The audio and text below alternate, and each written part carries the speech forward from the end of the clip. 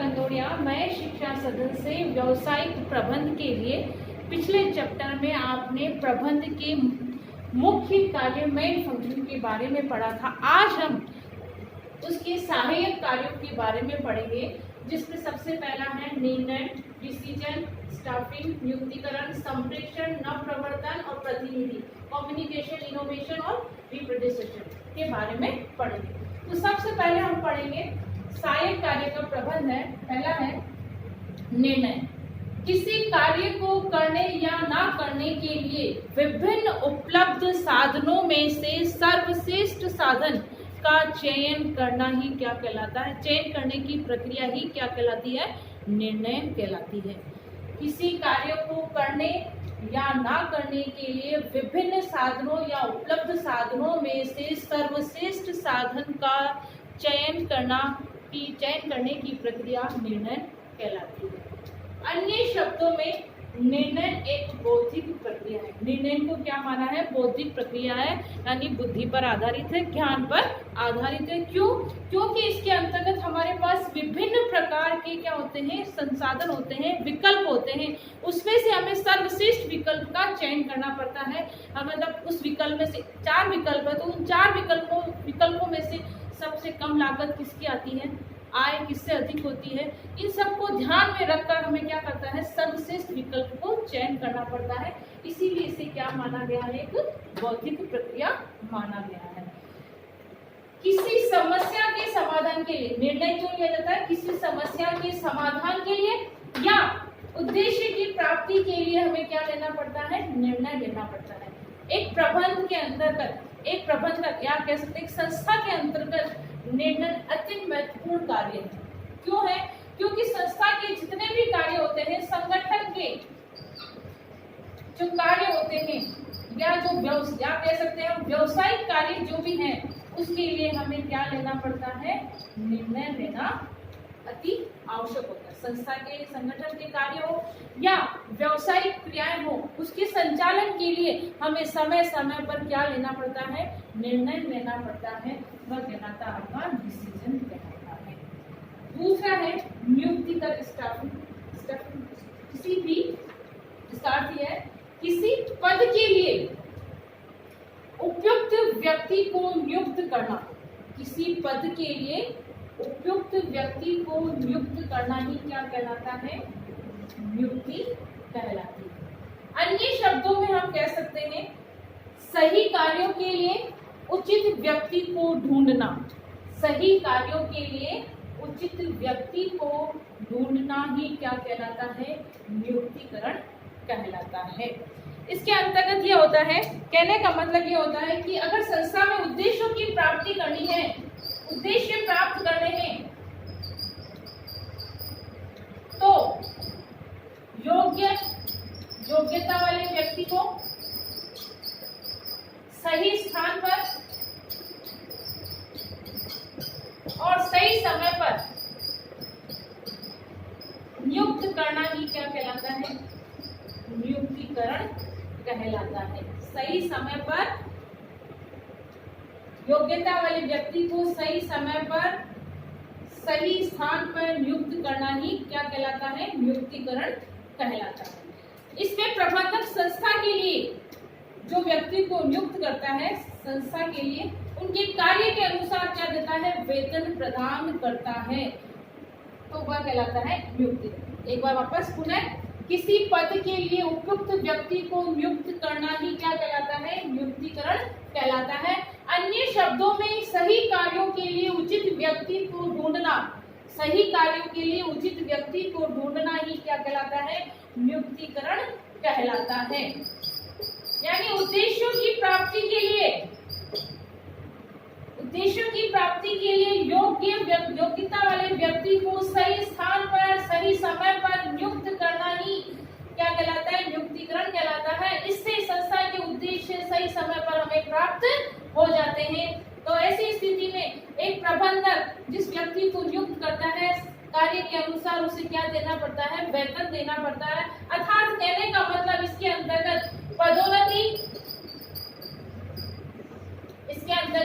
पदोन्नति, भर्ती, चयन और शामिल किया गया। यह कहलाता है आपका नियुक्ति। अगला तीसरा है संप्रेषण, कम्युनिकेशन। प्रबंधक और कर्मचारियों के बीच संप्रेषण का अर्थ है प्रबंधकों एवं कर्मचारियों के बीच सूचनाओं, तथ्यों, विचारों, भावनाओं, आदेश व निर्देश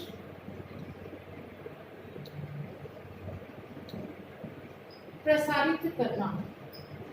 प्रसारण करना ही क्या कहलाता है? संप्रेषण कहलाता है। संस्था के अंतर्गत ऐसे अनेक स्तर होते हैं। उच्च स्तर होते हैं जो उच्च प्रबंधकों द्वारा निर्धारित होते हैं, उच्च स्तर होता है। दूसरा होता है मध्य स्तर होता है। तीसरा होता है निम्न स्तर होता है।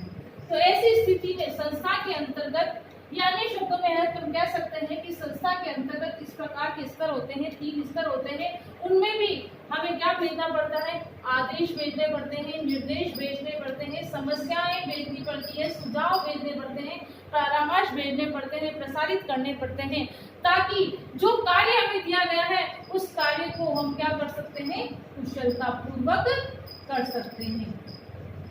एक संस्था में संप्रेषण प्रणाली को लागू करना अति आवश्यक है।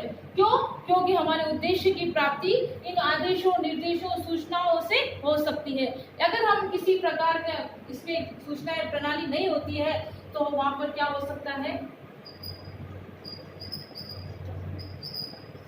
अफवाह, मनमुटाव, संघर्ष, संदेह और या भ्रम की स्थिति उत्पन्न हो सकती है।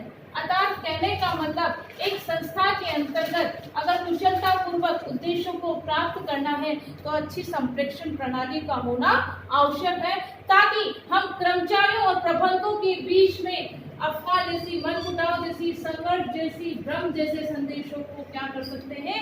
दूर कर सकते हैं। इसीलिए संस्था के अंतर्गत एक अच्छी संप्रेषण प्रणाली का होना आवश्यक है। एक बार पुनः, प्रबंधक व कर्मचारी, संप्रेषण का अर्थ होता है कि प्रबंधक कर्मचारियों के बीच सूचनाओं, तथ्यों, विचारों, संदेशों और आदेश व निर्देश का प्रसारण करना। एक संप्रेषण के संप्रेषण स्तर के अंतर्गत उच्च स्तर, मध्य स्तर और निम्न स्तर के प्रकार पाए जाते हैं। इनके बीच में भी संदेशों को, आदेशों को, कुशलता पूर्वक सुझावों को, सूचनाओं को, तथ्यों को, आंकड़ों को भेजना पड़ता है। इसके लिए हमें, ताकि हम क्या कर सकते हैं? कुशलता पूर्वक कार्य कर सकते हैं। एक संस्था में एक अच्छी संप्रेषण प्रणाली का होना आवश्यक है, ताकि कर्मचारियों और प्रबंधकों के बीच में अफवाह, मनमुटाव व संघर्ष जैसी समस्याओं को हम क्या कर सकते हैं? दूर कर सकते हैं।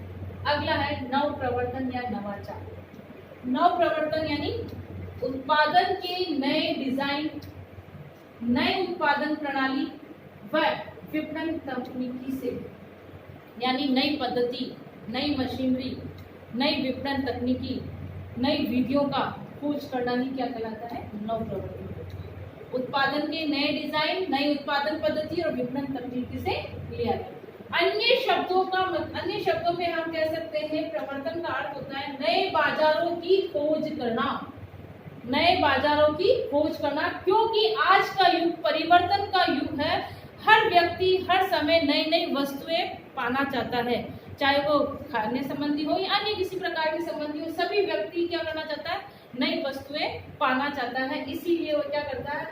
नए बाजारों की खोज करता है।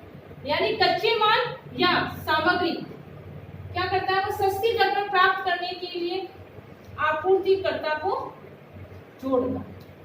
अन्य शब्दों में नए बाजारों की खोज करना अर्थात कच्चे माल या सामग्री सस्ती दर पर प्राप्त करने के लिए क्या करता है? वो आपूर्तिकर्ता से क्या करता है? जुड़ता है। नई तकनीक, नई मशीन को ढूंढने से जितने भी कार्य होते हैं, नई मशीन को ढूंढो, चाहे नई मशीन पद्धति को ढूंढो, नई उत्पादन तकनीक को ढूंढो, ये सब कार्य किसके माध्यम से होता है? नव प्रवर्तन के माध्यम से हो सकता है। एक प्रबंधक किसके माध्यम से? नव प्रवर्तन के माध्यम से इस प्रकार की क्रियाएं करता है, तो ऐसी स्थिति में संगठन का उससे क्या हो सकता है? विकास होता है, विस्तार होता है और उसका अस्तित्व बना रहता है, वह कहलाता है आपका नव प्रवर्तन। अब है पांचवा प्रतिनिधित्व।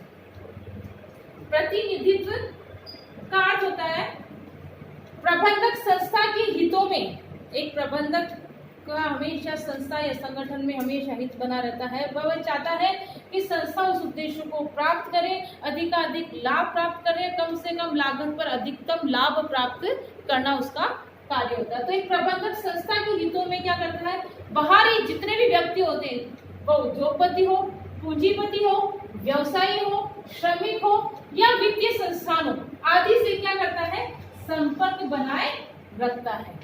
वह क्या करता है, संस्था को कुशलता पूर्वक संचालन करने के लिए समय समय पर उनसे गोष्ठी, सभाएं, समावेशन आदि वार्तालाप करता रहता है। एक संगठन को कुशलतापूर्वक संचालन करने के लिए या उद्देश्य की प्राप्ति के लिए वह क्या करता है, समय समय पर वार्तालाप, विचार गोष्ठियां, ताकि उनसे हमें क्या हो सके, अच्छे संबंध प्राप्त हो सके। इसके लिए एक प्रबंधक दल या संघ, जो भी है, प्रबंधक दल या संघ कहिए, आप कुछ भी कहिए, प्रबंधक संघ व दल में भाग लेने के लिए संगठन का प्रतिनिधित्व करता है। एक प्रबंधक दल या संघ में भाग लेने के लिए संगठन में क्या करता है, प्रतिनिधित्व का कार्य करता है, ताकि संगठन को सुचारू रूप से चला सके, अधिकाधिक लाभ प्राप्त कर सके। ये है आपके सहायक कार्य। पहले हमने मैन कार्य पढ़े थे, अब सहायक कार्य है। तो आपका एक क्वेश्चन बन जाता है इसमें, प्रबंध के कार्यों को कितने भागों में बांटा गया है तथा उनका सविस्तार वर्णन करिए। यह आपको क्वेश्चन होमवर्क में करना है। धन्यवाद।